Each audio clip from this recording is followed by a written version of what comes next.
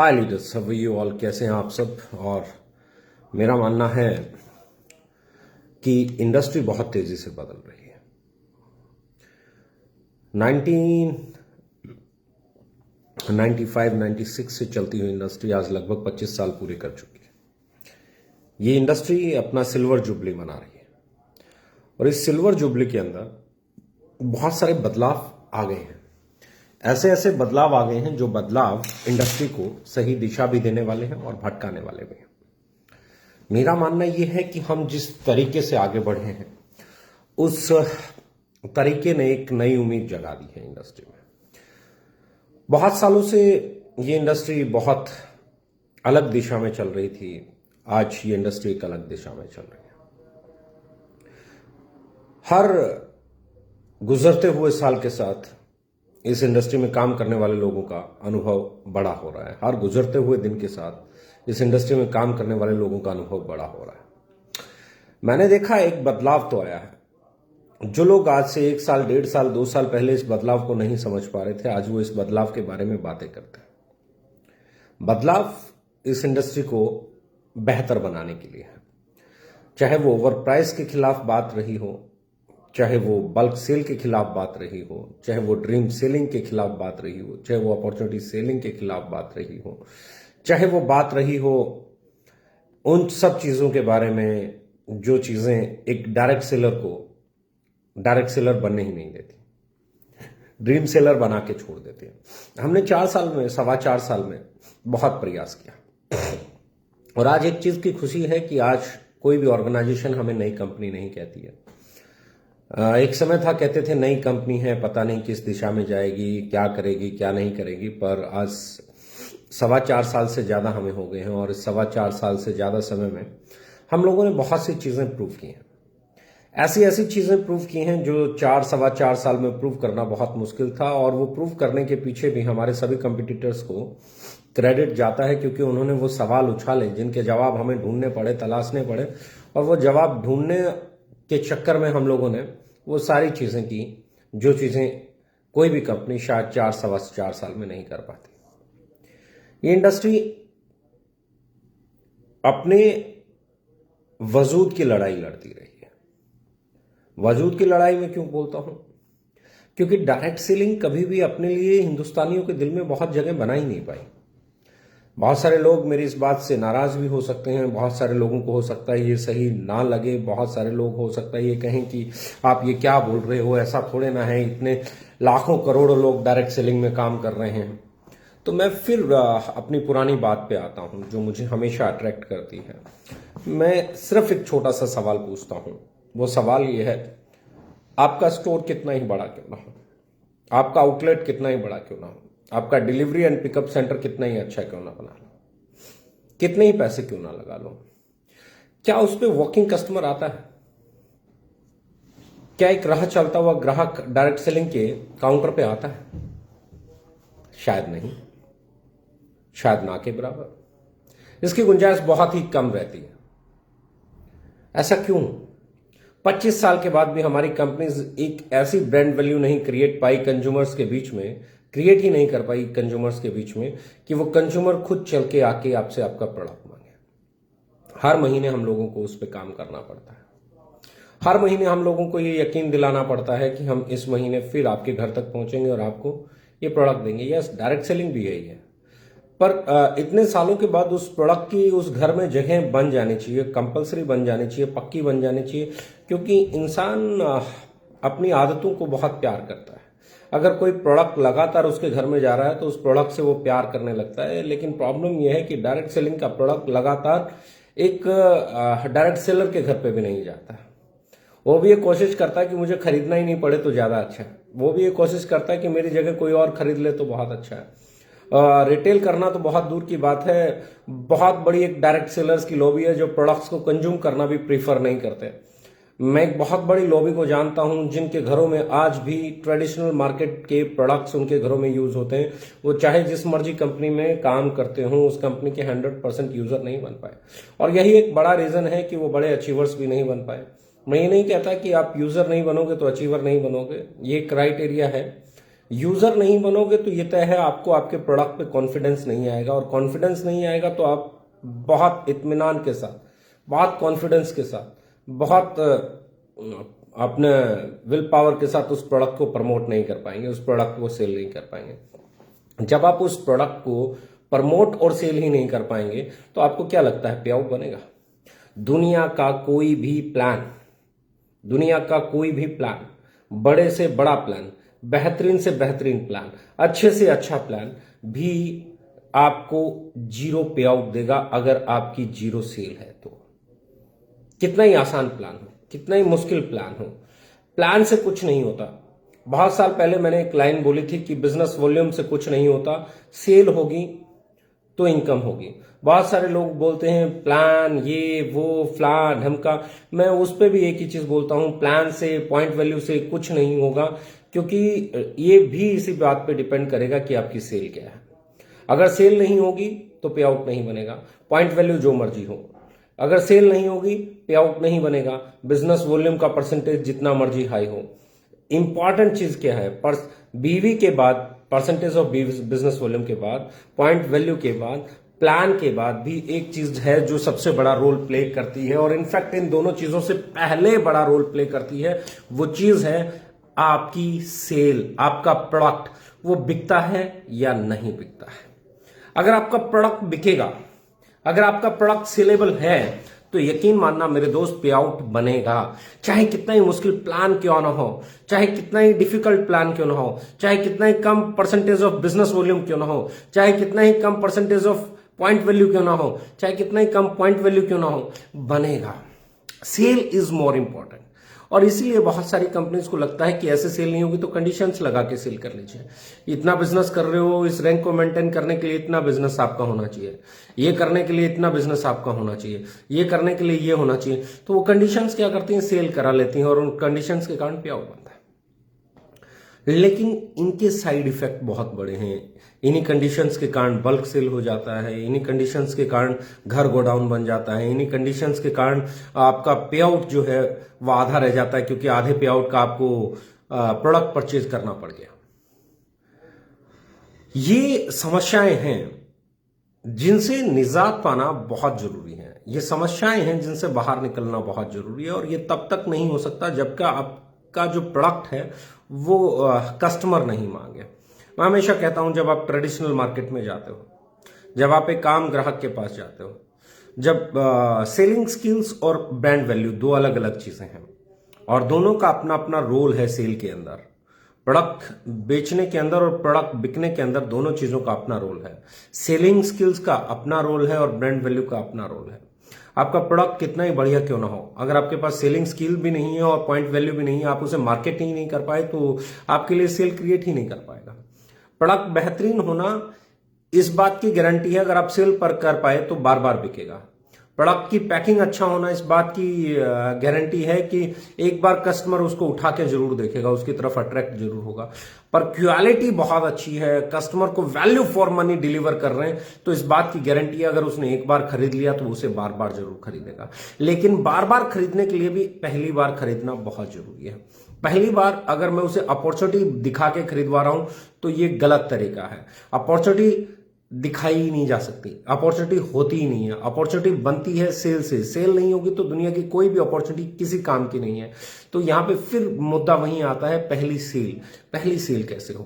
पहली सेल या तो आपके पास सेलिंग स्किल्स होंगे, जब आप प्रोडक्ट को सही से डिस्क्राइब कर पाएंगे, जब आप प्रोडक्ट को सही से समझा पाएंगे। और इसके चक्कर में इस इंडस्ट्री में डेमो कल्चर बहुत आया है। बहुत सारी कंपनीज ने डेमो दिखाए हैं, कोई कपड़े धो के दिखाता है, कोई बर्तन साफ करके दिखाता है, कोई थर्मोकोल से काट के दिखाता है, कोई कुछ करके दिखाता है, कोई कुछ करके दिखाता है। तो ये चलता रहता है, यानी कि सेल कैसे हो इसका प्रयास चलता रहता है। मैं उसके भी बहुत खिलाफ रहा हूं, क्योंकि डेमो मुझे याद ही नहीं कि कोई बड़ी इंटरनेशनल कंपनी जो डायरेक्ट सेलिंग में नहीं है, ट्रेडिशनल मार्केट में है, वो डेमो करते हो। मैंने कभी देखा ही नहीं डेमो करते हुए बड़ी बड़ी कंपनीज को।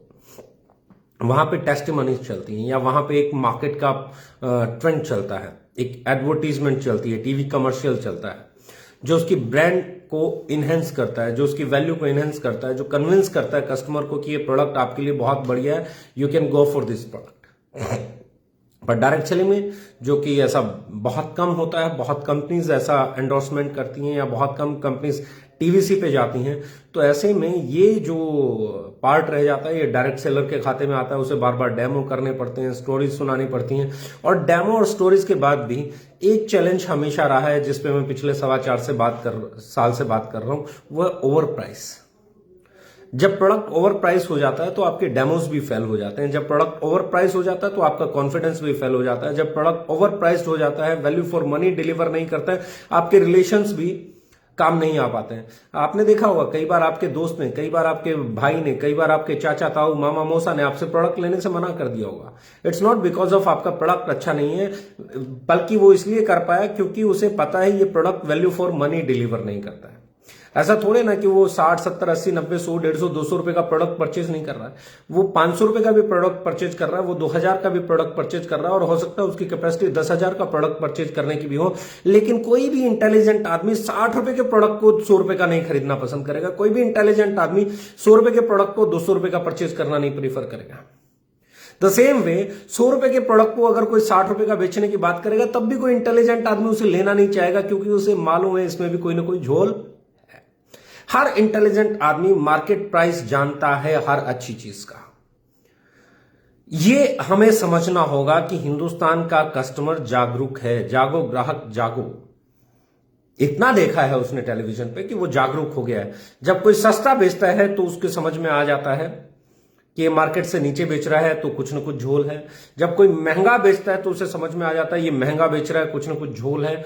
यानी कि उसे मार्केट प्राइस पता है, उसे मार्केट का ट्रेंड पता है, उसे मार्केट का ये पता है कि ये वेट और ये वेट। जब उसे वेट और रेट की पटरी पता है तो वो अपनी ट्रेन को उसी पे दौड़ाता है।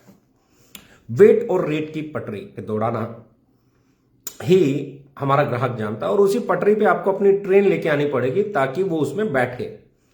हम लोगों ने बहुत सारे प्रोडक्ट लेके आए। हम लोग टॉयलेट क्लीनर लेके आए, फ्लोर क्लीनर लेके आए, डिश बार लेके आए, आटा नूडल लेके आए, और बहुत सारे प्रोडक्ट लेके आए। इस दोनों चीज को हमने विशेष ख्याल रखा। वैल्यू एडिशन जब आप करते हैं और प्राइस आपका जब नॉर्मल रहता है तो आपको एक बड़ी, मैं बात कर रहा हूं, बहुत बड़ी मार्केट मिलती है। बहुत बड़ी का मतलब बहुत बड़ी मार्केट मिलती है, क्योंकि हिंदुस्तान में लगभग 135 करोड़ आबादी रहती है। एक बड़ी पॉपुलेशन है, बहुत बड़ी ओपन मार्केट है। लेकिन इस ओपन मार्केट में इतने सालों के बाद भी डायरेक्ट सेलिंग बड़ा क्यों नहीं हो पा रहा है? डायरेक्ट सेलिंग क्यों नहीं ग्रो कर पा रहा है? उसके दो कारण हैं। Number 1, over price product. Number 2, ऐसे प्लान जो कंडीशंस बहुत रखते हैं। नंबर 3, प्रोडक्ट का ब्रांड वैल्यू नहीं होना। जब एक छोटा सा लड़का जिसको सेलिंग स्किल मालूम ही नहीं है, बेचना नहीं आता, कुछ नहीं आता, वो आपके नुक्कड़ पे, आपके कोने पे एक दुकान खोल के बैठता है, कुछ नहीं आता, एक छोटी सी किराने की दुकान खोलता है और बैठता है प्रोडक्ट लगा के। उसके पास कस्टमर आता है और कस्टमर आके उससे खुद प्रोडक्ट मांगता है कि उसे कौन सा प्रोडक्ट चाहिए, कौन सी कंपनी का प्रोडक्ट चाहिए, किस नाम का प्रोडक्ट चाहिए, कौन सा पेस्ट चाहिए, कौन सा साबुन चाहिए, कौन सा टूथपेस्ट चाहिए, कौन सा डिटर्जेंट पाउडर चाहिए, कौन सी टूथब्रश चाहिए, कौन सा डिश बार चाहिए, कौन सा टॉयलेट क्लीनर चाहिए, कौन सा फ्लोर क्लीनर चाहिए। नाम से आके मांगता है, नाम से। मैं एक बार फिर रिपीट कर रहा हूं, नाम से आके मांगता है। जो उस दुकान पे बैठा है लड़का, उसे नहीं मालूम, और वो उस लड़के को भी नहीं जानते। वो उस दुकान को जानते हैं, उस दुकान में रखे हुए जो सामान है उस सामान को जानते हैं और नाम से मांगते हैं। नेगोशिएशंस भी नहीं होती हैं। जो उसके ऊपर एमआरपी लिखा होता है वही पे कर दिया जाता है। कोई ये भी नहीं कहता है जी कोई डिस्काउंट कर दो, क्योंकि हिंदुस्तान का बच्चा बच्चा जिन प्रोडक्ट्स को वो खरीदने गया उसकी ब्रांड वैल्यू जानता है, उसकी कीमत जानता है। सबको पता है वो साबुन कितने का है, सबको पता है वो टूथपेस्ट कितने का है, सबको पता है वो डिटर्जेंट पाउडर कितने का है, सबको पता है वो फेस वॉश कितने का है, सबको पता है वो शैम्पू कितने का है, सबको पता है वो कितने का है। ये दौर इंडियन डायरेक्ट सेलिंग में कब आएगा? ये समय इंडियन डायरेक्ट सेलिंग में कब आएगा? जब एक ग्राहक आगे से चल के आए, आप लाखों रुपए लगाओ, आप करोड़ों रुपए लगाओ, एक स्टोर बनाओ और उस स्टोर पे वो वॉकिंग कस्टमर नहीं आ रहा है। वो दौर कब आएगा कि जब डायरेक्ट सेलर कोई अपना काम करेगा, उसकी कंपनी का प्रोडक्ट रखा जाएगा तो ग्राहक चल के आए और उससे उस कंपनी का प्रोडक्ट मांगे। जब तक ये दौर नहीं आएगा, ये इंडस्ट्री 2025 हो जाए, 2030 हो जाए, 2035 हो जाए, ये 64-65 हजार करोड़ की इंडस्ट्री होने वाली नहीं है। लेकिन जिस दिन ये दौर आ गया, ये 2025 छोड़ो, ये 2024 में भी 64 हजार करोड़ की हो सकते हैं, ये 2030 तक जाते जाते 2 लाख करोड़ की भी हो जाएगी। आपको पता होना चाहिए कि ग्रोथ सिर्फ एक ही बात पे टिकी हुई है इस इंडस्ट्री की, वो है कस्टमर कैसे कनेक्ट होता है। वो इस बात पे है कि कस्टमर आप पे कितना ट्रस्ट करता है। वो इस बात पे नहीं डिपेंड करता कि आपके डायरेक्ट सेलर कितने बड़े सपने देखते हैं। वो इस बात पे डिपेंड नहीं करता आपके डायरेक्ट सेलर्स के पास कितनी बड़ी गाड़ियां हैं। वो इस इंडस्ट्री की ग्रोथ इस बात पे डिपेंड नहीं करती आपने कैसा घर बना लिया। इस इंडस्ट्री की ग्रोथ इस बात पे डिपेंड नहीं करती आपका लाइफस्टाइल क्या है। इस इंडस्ट्री की ग्रोथ इस बात पे डिपेंड नहीं करती आप कितने अच्छे स्पीकर हैं। इस इंडस्ट्री की ग्रोथ इस बात पे डिपेंड नहीं करती आप कितने अच्छे मोटिवेटर हैं। इस इंडस्ट्री की ग्रोथ इस बात पे डिपेंड नहीं करती आप कितने अच्छे से अपनी टीमों को संभाल लेते हैं। इस इंडस्ट्री की ग्रोथ इस बात पे डिपेंड करती है कि कस्टमर कितना जल्दी आपके प्रोडक्ट पे भरोसा करेगा। इस इंडस्ट्री की ग्रोथ इस बात पे टिकी है कि कस्टमर कब आपके प्रोडक्ट को वैल्यू फॉर मनी मानेगा। इस इंडस्ट्री की ग्रोथ इस बात पे टिकी है कस्टमर कब आपके प्रोडक्ट को उसके नाम से मांगेगा। इस इंडस्ट्री की ग्रोथ इस बात पे टिकी है कि इस इंडस्ट्री के प्रति ग्राहक कब ये मानना शुरू होगा कि ये बहुत बढ़िया इंडस्ट्री है, इसके प्रोडक्ट बहुत लाजवाब होते हैं, इसकी कीमत बिल्कुल सही होती है, इसमें काम करने वाले लोग हाईली मोटिवेटेड होते हैं और एथिकल तरीके से काम करते हैं। जब तक आपका कस्टमर ये मानता है कि अरे डायरेक्ट सेलिंग करने वाले तो बहुत तेज होते हैं, जब तक आपका ग्राहक ये मानता है डायरेक्ट सेलिंग कंपनियां तो लूटने वाली होती हैं, जब तक आपका ग्राहक ये मानता है अरे इनके रेट तो अनाप शनाप होते हैं, जब तक आपका ग्राहक ये मानता है कि ये कंपनियों से बच के रहना चाहिए, आपको क्या लगता है इंडस्ट्री ग्रो कर जाएगी? चांस ही नहीं है, चांस ही नहीं है। आप स्ट्रगल करते रहेंगे, कभी अप कभी डाउन, कभी अप कभी डाउन, कभी अप कभी डाउन, कभी अप कभी डाउन, जब तक ग्राहक का भरोसा नहीं जीता जाएगा, जब तक ग्राहक को वैल्यू फॉर मनी डिलीवर नहीं किया जाएगा, जब तक ग्राहक को सही प्रैक्टिसेस के साथ कनेक्ट नहीं किया जाएगा, आप यकीन मानना इस इंडस्ट्री का कोई भला होने वाला नहीं है। घरों को गोदाम बनाना बंद करना होगा इस इंडस्ट्री में काम करने वाले लोगों को। साइड मेंटेनेंस के नाम पर, रैंक मेंटेनेंस के नाम पर लोगों के घरों को गोडाउन बनाना बंद करना होगा। रिटेलिंग बड़ा कराने के बजाय छोटी रिटेलिंग पे फोकस करना होगा। Value for money product deliver करने होंगे। अपॉर्चुनिटी से ज्यादा सेलिंग पे फोकस करना होगा। ड्रीम से ज्यादा लोगों को उनके डे टू डे के जो एक्सपेंसेस हैं वो कैसे मीट आउट होंगे, उस पर आपको काम करना होगा। आप लाखों करोड़ों कमाने का सपना तो दिखाते हैं, ये इंडस्ट्री दिखाती है, पूरे भी कराती है। मैं ऐसा नहीं कहता हूं कि किसी का पूरा नहीं होता, बहुत सारे लोग हैं जो उसे पूरा करते हैं, पर बहुत सारे लोग हैं जो उसे पूरा नहीं कर पाते, लेकिन वो अपना घर चला सकते हैं इस इंडस्ट्री से। वो यहां अपना एक बेहतर भविष्य बना सकते हैं, वो यहां एक स्टेबल लाइफ जी सकते हैं, वो यहां एक ऐसी लाइफ जी सकते हैं जहां उसके बच्चों का आसानी से अच्छे स्कूल में एडमिशन करा के वो फीस दे सकें, जहां वो अपने बिजली के बिल दे सके, पानी के बिल दे सके, मकान का किराया दे सके, वो अपने घर का किचन चला सके। एक ऐसी जिंदगी आसानी से इस इंडस्ट्री से चलाई जा सकती है, क्योंकि इंडस्ट्री बहुत बेहतरीन है, लेकिन इस पे तो हम लोग ज्यादा काम करते हैं। इस इंडस्ट्री पे तो ज्यादातर लोग ड्रीम्स पे काम करते हैं। इसलिए मैं थोड़ा सा अलग बात करता हूं, कुछ लोगों का करता भी हूं। मैं हमेशा कहता हूं इस इंडस्ट्री का भला तब तक नहीं होने वाला जब तक हम उस ग्राहक के और उस डायरेक्ट सेलर की बेसिक नीड्स को नहीं समझेंगे, उसके व्यवहार को नहीं समझेंगे, उसकी जरूरतों को नहीं समझेंगे, उसकी संभावनाओं को नहीं समझेंगे, उसकी मजबूरियों को नहीं समझेंगे, उसकी जरूरतों को नहीं समझेंगे, तब तक ये इंडस्ट्री ग्रो करने वाली नहीं है। बहुत सारी कंपनियां आएंगी इस इंडस्ट्री में। एक बुरी बात है, 70, 80, 90% कंपनियां तो ऐसी आती हैं जिसे इस इंडस्ट्री से कोई लेना देना नहीं है, जो इस इंडस्ट्री को जानती भी नहीं है। उन्हें अपना गेम करना होता है, उन्हें अपना बिजनेस नहीं करना होता, उन्हें गेम करना होता है। 2 महीने, 6 महीने, साल, 1.5 साल, 2 साल, और उसमें वो कुछ भी फेंकते हैं, और उस कुछ भी फेंकने में एक लॉबी ऐसी बन गई है, वो उस कुछ भी फेंकने वाली कंपनी के साथ ही काम करती है। ऐसे में कैसे इस इंडस्ट्री का भला हो जाएगा जब इस इंडस्ट्री की सीरियसली बिजनेस करने वाले लोग, स्टेबल प्लेयर, वो डायरेक्ट सेलर जो जिनके खून में डायरेक्ट सेलिंग बहती है, जब वो भी एथिकल प्रैक्टिसेस के फेवर में नहीं आएंगे, जब वो भी बल्क सेल के खिलाफ नहीं आएंगे, जब वो भी रैंक मेंटेनेंस के खिलाफ नहीं आएंगे, जब वो भी सही प्रैक्टिसेस के फेवर में नहीं आएंगे, जब वो भी राइट प्राइस के फेवर में नहीं आएंगे। ऐसे में इंडस्ट्री, कुछ तो बाहरी आक्रमण, कुछ अंदर ऐसे लोग जो आवाज नहीं उठाना चाहते, ऐसे में आपका साम्राज्य कब तक सुरक्षित है? रह ही नहीं सकता, पॉसिबल ही नहीं है। मेरा मानना यह है कि इस इंडस्ट्री में काम करने वाले एक एक आदमी को इस इंडस्ट्री की बेहतरी के लिए काम करना चाहिए, ग्राहक को वैल्यू फॉर मनी डिलीवर कराने के लिए काम करना चाहिए, वैल्यू एडिशन के लिए काम करना चाहिए, इस इंडस्ट्री की और इस इंडस्ट्री की कंपनियों के प्रोडक्ट्स की ब्रांडिंग के लिए काम करना चाहिए। जब ऐसा होगा तो ये इंडस्ट्री सुधरेगी।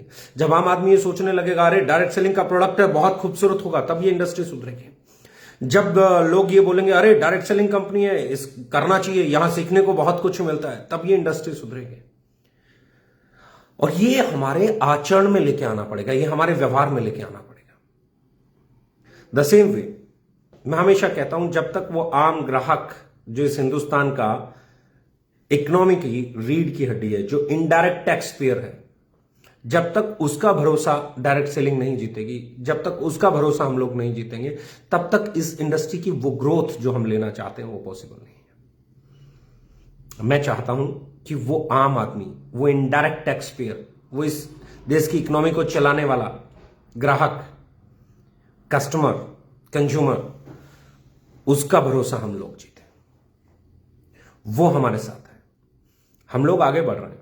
हम लोगों ने बहुत सारे प्रोडक्ट बनाए, बहुत सारे प्रोडक्ट और इस महीने में लॉन्च होने वाले, बहुत सारे प्रोडक्ट अगले महीने के 15 दिन तक लॉन्च होने वाले। एक लंबी लाइन है, बड़ी लंबी लाइन है। मैं बात कर रहा हूं बहुत लंबी लाइन है, मतलब लंबी का मतलब इतनी लंबी है कि we are working on ginger garlic paste, we are working on red chilli paste, हम काम कर रहे हैं इस वक्त, अगर मैं बात करूं ग्रीन चिली पेस्ट, हम काम कर रहे हैं इस वक्त honey, ginseng infused, KSM 66 ashwagandha infused और infused with curcumin C3 clear, fried onion, value addition products, right? This is coconut milk. काम चल रहा है बहुत तेजी से, बहुत सारे प्रोडक्ट आने वाले हैं। हम काम कर रहे हैं बिस्किट्स बनाने में, हम काम कर रहे हैं नमकीन बनाने के लिए, हम काम कर रहे हैं चॉकलेट्स लेके आने के लिए, बार्स लेके आने के लिए, स्पोर्ट्स की एक कंप्लीट रेंज लेके आने के लिए, जिसमें BCAA, whey protein, hydrolyse, isolate, mass gainer, बहुत सारे, बहुत बड़ी एक रेंज जिसमें मैं बात कर रहा हूं। वेट मैनेजमेंट प्रोडक्ट्स, उस पर हम लोग काम कर रहे हैं। उसके बाद बिस्किट्स, नमकीन, फंक्शनल जूसेस पे हम लोग काम कर रहे हैं। फंक्शनल जूसेस आने वाले हैं। यंग लोगों के लिए एक रेंज आने वाली है, beard oil, beard shampoo, hair oil, hair styling gel, dust, बहुत सारी बड़ी रेंज आने वाली है जिस पे हम लोग काम कर रहे हैं। हम लोग काम कर रहे हैं जूता, चप्पल, अंडरगारमेंट्स, फीमेल्स के लिए लेगिंग्स, शर्ट्स, जेंट्स के लिए बेल्ट, पर्स, छोटी छोटी एसेसरीज जो बहुत जरूरी हैं। यानी कि एक रेंज को बड़ा करने के लिए एक आम आदमी जिसे खरीद पाए और उसे फिर अफोर्डेबल रखना। हमने चाहे प्रीमियम भी बनाया, हमने चाहे कितना ही प्रीमियम बनाया, पर एक चीज को कभी नहीं भूले, वो है affordability, affordable premium. First time India में सुना। लोग कोई कुछ बोलता है, कोई कुछ बोलता है। मैं हमेशा बोलता हूं, जब आपकी रेंज हजार्डियस केमिकल फ्री है, जब आपके प्रोडक्ट बेस्ट सोर्स्ड इंग्रेडिएंट्स से बने होते हैं और जब वो अपना रिजल्ट देते हैं, तो फिर बाकी कुछ नहीं बोलना पड़ता, फिर अपॉर्चुनिटी की जरूरत नहीं है। लेकिन आपने बेस्ट प्रोडक्ट बनाया, मैं हमेशा से कहता हूं, आपने बेस्ट प्रोडक्ट बनाया, लेकिन वो अफोर्डेबल नहीं है, वो वैल्यू फॉर मनी डिलीवर नहीं करता है, तो किस काम का है? राइट ब्रदर्स जहाज बनाया, कितने लोग उड़े हुए? 1 2। अगर ये इनोवेशन वहीं तक रहती तो किसके काम की थी? यहां से मुझे मुंबई जाना पड़ता है, 4000, 5000, 6000, 7000, 8000, 10,000 रुपए की टिकट मिल जाती है। क्यों?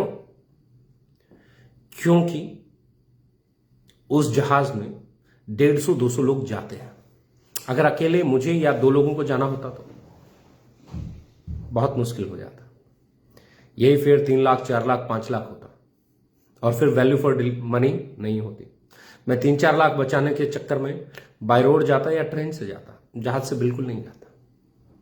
बहुत ही जरूरी होता, किसी को 2-2.5 घंटे में पहुंचना ही होता और उसकी कोई कीमत नहीं होती, तभी जाके वो जहाज से ट्रेवल करता। जब वो जहाज बना तो क्या आपको लगता उसमें 150-200 सीटें थी जब उसका आविष्कार हुआ? पॉसिबल ही नहीं है, पॉसिबल ही नहीं है। जब वो कम सीट का बना, फिर उसमें R&D की गई, और रिसर्च एंड डेवलपमेंट और डेवलपमेंट और डेवलपमेंट और डेवलपमेंट और डेवलपमेंट, सालों लगे उसे इस मोड तक लाने में कि वो अफोर्डेबल हो जाए। फिर गवर्नमेंट ने भी कोशिश की कि वो अफोर्डेबल हो जाए, तब जाके वो एयर ट्रेवल अफोर्डेबल हो पाया। तो सेम वे मैं कहता हूं, आप कितना ही अच्छा प्रोडक्ट क्यों ना बनाएं, जब तक वो अफोर्डेबल नहीं होगा, जब तक वो वैल्यू फॉर मनी नहीं रखेगा, तब तक वो आपका गेम चेंजर प्रोडक्ट नहीं हो सकता। हम लोग इस पे काम कर रहे हैं पिछले 4.25 साल से। जब इस इंडस्ट्री में इस टॉपिक पे कोई बात करना भी पसंद नहीं करता था, हम तब से बात कर रहे हैं। जब इस टॉपिक पे कोई आना भी बात नहीं चाहता था, तब से हम इस पे काम कर रहे हैं। और आज 4.25 साल के बाद हम इस लेवल पे आए हैं कि आज हमारा ऑफिस, आज हमारा ऑपरेशंस, आज हमारा लॉजिस्टिक, आज हमारे वेयर हाउसेज, आज हमारा मैन्युफैक्चरिंग यूनिट, आज हम उस लेवल पे आए हैं। आज हमारी लैबोरेटरीज, हमारी लैब्स, R&D सेंटर्स आज उस लेवल पे आए हैं कि हम नेक्स्ट लेवल चीजें आपको डिलीवर कर पाते हैं और विद इन टाइम डिलीवर कर पाते हैं। अभी हम लोग अगले उस पे जा रहे हैं, मार्च से हम लोग TVC पे जा रहे हैं, टीवी कमर्शियल्स। जब आप टीवी कमर्शियल्स पे जाओगे तो बहुत सारे लोग आपसे सवाल करेंगे, अगर डायरेक्ट सेलिंग कंपनियां कमर्शियल पे, टीवी कमर्शियल, एडवर्टीजमेंट, ये पैसा तो आपकी जेब में आता है। बहुत सारे लोग बोलेंगे, बहुत सारे का मतलब बहुत सारे लोग, बहुत सारे लोग आपको कहेंगे एक दिन आएगा जब ये कंपनी ट्रेडिशनल कंपनी हो जाएगी, जब आम ग्राहक से जुड़ेगा, ये टीवी पे आएगा, तो आम डिस्ट्रीब्यूटर को क्या फायदा होगा, डायरेक्ट सेलर का तो नुकसान हो जाएगा। यही पैसा तो हम लोगों में बंटना था। ऐसी ऐसी कहानियां सुनाई जाती, कंपनी टू कंज्यूमर की कहानी सुनाई जाती है। तो मैं तब भी कहता था, अगर कंपनी टू कंज्यूमर है तो फिर आपका प्रोडक्ट की कीमत ज्यादा क्यों है? फिर तो आपका प्रोडक्ट मार्केट प्राइस पे मिलना चाहिए, लेकिन 25 साल से नहीं मिल रहा है मार्केट प्राइस पे। तो कंपनी टू कंज्यूमर की स्टोरी सही है या गलत है मैं नहीं जानता, पर मैं डाउट करता हूं। मैं अगले पॉइंट पे आता हूं। जब लोग बोलेंगे ट्रेडिशनल कंपनी हो जाएगी, आपको क्या लगता है एक 20 नए प्रोडक्ट बना के, एक नई कंपनी बना के, उसमें लॉन्च करके उसकी टीवी के एडवर्टीजमेंट चालू कर दूं तो क्या एक ट्रेडिशनल कंपनी आज नहीं शुरू की जा सकती? कर सकता हूं ना। जब यहां पे 100 नए प्रोडक्ट लॉन्च करने की प्लानिंग चल रही है, तो 20 नए प्रोडक्ट तो ट्रेडिशनल मार्केट के भी बना के उसकी टीवी पे एड चलाई जा सकती है। हाँ या ना? बहुत आसानी से। तो ऐसे में मुझे ट्रेडिशनल बिजनेस करने से रोक कौन रहा है? बहुत सारी कंपनीज हैं इंडिया में जिनके अपने ट्रेडिशनल कारोबार है, टीवी पे ऐड भी आती है उनके ब्रांड्स की। बहुत सारी ऐसी डायरेक्ट सेलिंग कंपनीज हैं जो डायरेक्ट सेलिंग कंपनीज होने के बाद भी टीवी पे ऐड चलाती हैं। उन दोनों में से मुझे वो कंपनी अच्छी लगती है जो डायरेक्ट सेलिंग होकर डायरेक्ट सेलिंग कंपनी के प्रोडक्ट्स की ऐड चलाती है। रीजन क्या है? वो अपने डायरेक्ट सेलर के बारे में सोचती हैं कि सेल बढ़ेगी तो मेरा डायरेक्ट सेलर 2 पैसे ज्यादा कमा पाएगा। सेल बढ़ाए बिना कोई तरीका ही नहीं है।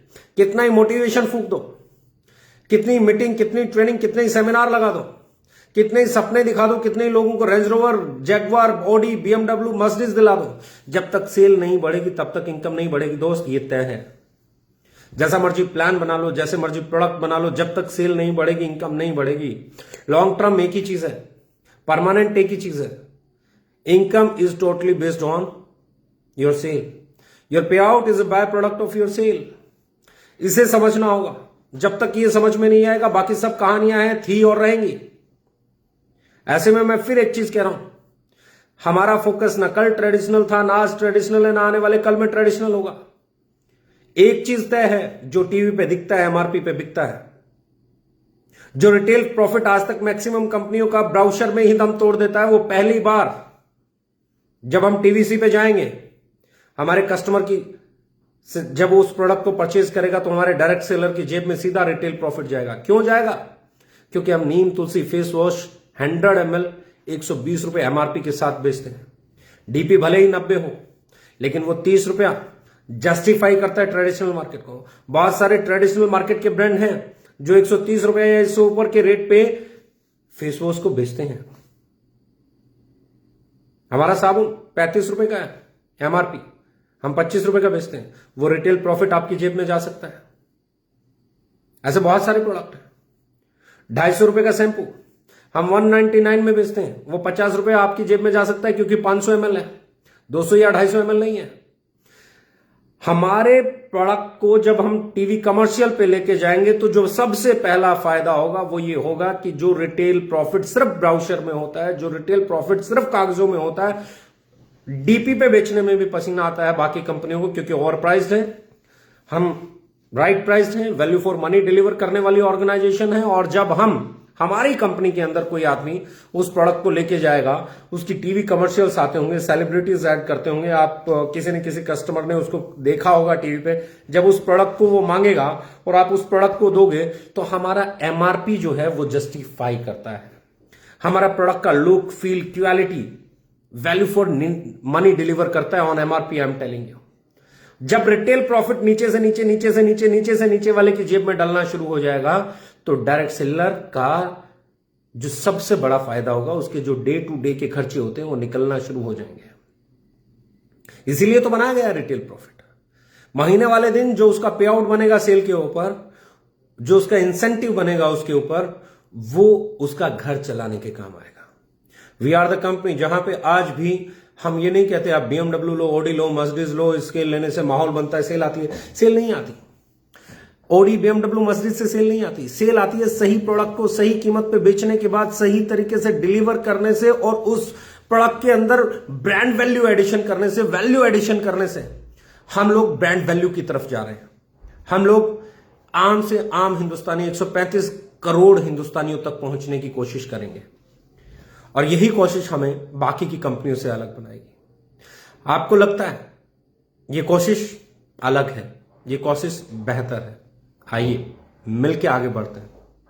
ऐसे ही नहीं बोलते हम एक कदम आगे हैं। एक कदम आगे के लिए तैयारी भी करनी पड़ती है। बहुत सारे नए प्रोडक्ट्स इस महीने और अगले महीने में, बहुत सारे, एक बड़ी रेंज आने वाली है। फंक्शनल जूसेस आने वाले हैं, बिस्किट्स, नमकीन आने वाले हैं, आपके लिए हनी आने वाला है, फंक्शनल हनी मैं कह सकता हूं। उसके बाद मैं बात कर रहा हूं साउथ के लिए कुछ स्पेशल प्रोडक्ट आने वाले हैं। अगले 3 या 4 महीने में हम लोग रेडी टू ईट में बहुत एक अच्छा सेगमेंट लॉन्च करने की तैयारी में है। प्रीमियम रेंज में स्वीट ब्लिस के और कुछ प्रोडक्ट हैं जो आने वाले हैं। बैटरी के कुछ और प्रोडक्ट हैं जो आने वाले हैं। लाइफस्टाइल से रिलेटेड प्रोडक्ट्स हैं आने वाले हैं। स्पोर्ट न्यूट्रिशन है आने वाला है। और सबसे बड़ी चीज है, अब आप लोगों के साथ मैं भी हूं, और 1 साल के बाद अब हम दोबारा से फील्ड में हैं। मीटिंग्स भी कर रहे हैं, सेमिनार तो खैर अभी बड़े नहीं हो रहे हैं, देखते हैं कब होंगे, पर मीटिंग्स, ट्रेनिंग्स और डिलीवरी पे, लॉजिस्टिक पे, इंफ्रास्ट्रक्चर पे जो काम हमने पिछले 1 साल में किया है वो आपको दूर से दिखाई देता होगा, और अगले 1 साल में जो हम करेंगे वो दूर से दिखाई देगा। सॉफ्ट ड्रिंक्स, एनर्जी ड्रिंक्स, चाय, कॉफी, ये सब इन 2 महीनों में आने वाला है। तो ये 2 महीने बहुत ही शानदार होने वाले हैं।